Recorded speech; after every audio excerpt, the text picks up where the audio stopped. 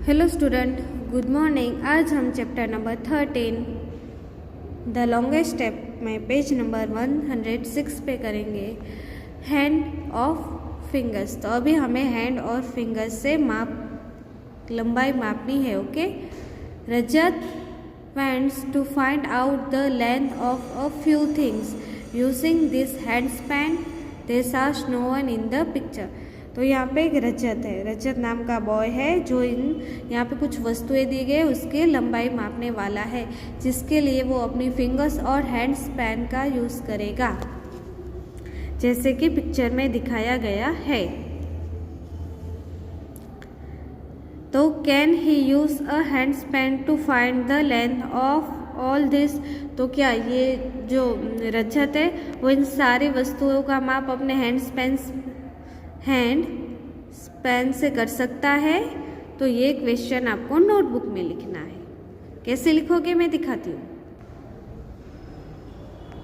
तो ये रहा question, can he use hand span to find the length of all this. तो क्या ये यहाँ पे जितनी वस्तुएं दी गई है उसका लंबाई मापने के लिए वो अपने हैंड स्पैन का इस्तेमाल कर सकता है? तो आंसर आएगा no, he can not use hand span to find the length of all this. तो इन सारी वस्तुओं के लिए वो अपने हैंड स्पैन का उपयोग नहीं कर सकता। सेकेंड क्वेश्चन है, which things around you are less than your hand span, name them. तो अभी दूसरा क्वेश्चन है कि यहाँ पे जो आसपास में जो वस्तुएं पड़ी हुई है वो कौन सी वस्तु है जिसका इस्तेमाल वो अपने हैंड स्पैन से जिसकी लंबाई नहीं माप सकता, और उसके नाम बताने हैं। इसको भी क्वेश्चन को आपको नोटबुक में लिखना है। और तो देखो, इसके हाथों हैंड स्पैन से जो छोटी वस्तुएं हैं और जो वो उससे माप नहीं कर सकता, उसके नाम है मैचिस बॉक्स, फिर शार्पनर, इरेजर, कॉइन एक्सेट्रा। इसका आंसर ये आएगा। और थर्ड क्वेश्चन है, what would you use to find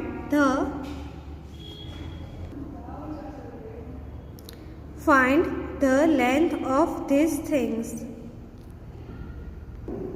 तो अभी जो हमने यहाँ पे जिस वस्तुएं देखी जिसके हम हैंड स्पैन से लंबाई नहीं माप सकते, तो उसके लिए हम कौन सा यूज़ करेंगे यूनिट? तो यहाँ पे इसका आंसर आएगा we would use our fingers to find the length of this things. तो हम इन वस्तुओं को मापने के लिए अपनी फिंगर्स का यूज़ कर सकते हैं। तो ये तीनों क्वेश्चंस आपको मैथ्स की नोटबुक में लिखने हैं। ओके। फिर एक्टिविटी है make a mud house, see whose mud house is higher. यहाँ पे हमें एक मड हाउस बनाना है और फिर देखना है कि किसका मड हाउस है वो सबसे बड़ा है। You can use your finger to find how high's your mud house. तो इसको मड हाउस को मापने के लिए आप अपने फिंगर्स का यूज़ कर सकते हैं। Who made the highest mud house. तो दोनों में से किसने बड़ा हाउस बनाया है? तो गर्ल ने बनाया है ना। Whose mud house is the smallest. छोटा मड हाउस किसका है? तो छोटा मड हाउस इज बॉय का है।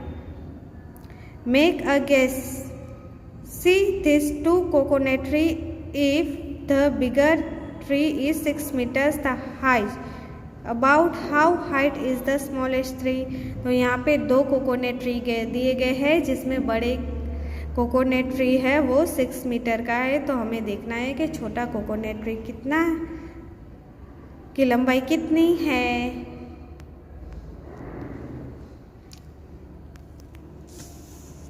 तो ये बड़ा 6 मीटर का है तो छोटा उसके हाफ है, तो ये 3 मीटर्स का होगा। Check you and guess. तो इसे चेक करके गेस करना है। Okay. Guess the length of height of the things no one below, find the length of, check your answer. तो यहाँ पे कुछ वस्तुएं दी गई है जिसकी हमें लंबाई मापनी है।